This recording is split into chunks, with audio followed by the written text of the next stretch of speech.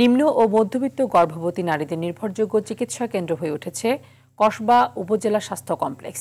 বিনামূল্যে প্রসূতি কার্ড সহ কম খরচে পরীক্ষা নিরীক্ষা ও কাউন্সেলিং সেবা দিচ্ছে হাসপাতালটি। এতে খুশি গর্ভবতী নারী ও তাদের পরিবার। আখাউড়া থেকে মোহাম্মদ সাদ্দাম হোসেনের পাঠানো তথ্যচিত্রে বিস্তারিত জানাচ্ছেন বুশরা সুলতানা।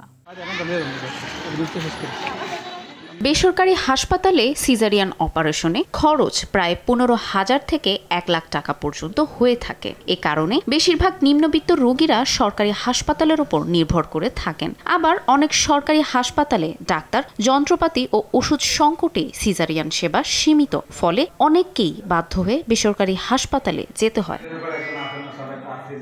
তবে কসবা উপজেলার স্বাস্থ্য কমপ্লেক্স যেন নিম্ন ও মধ্যবিত্ত মায়েদের জন্য আশীর্বাদ স্বরূপ। এখানে খুবই স্বল্প মূল্যে চিকিৎসা সেবা দিচ্ছে স্বাস্থ্য কমপ্লেক্সটি। এছাড়া জরুরি কিছু ওষুধ ছাড়া উচ্চমাত্রার অ্যান্টিবায়োটিক সহ প্রয়োজনীয় সকল প্রকার ওষুধও হাসপাতাল থেকেই নিয়মিত সরবরাহ করা হচ্ছে বলে জানিয়েছেন নবজাতকের মা ও স্বজনরা। গরিব মানুষ আইসি ছায়া লইতাম, আমরা ডাক্তারও সহযোগিতা করছে। আল্লাহ সুস্থ আছে, আমার বাবুও সুস্থ আছে। দরিদ্র গরিব অসহায় রোগীদেরকে আমরা বেশি করাচ্ছি এবং মেসেজটা পৌঁছাচ্ছি।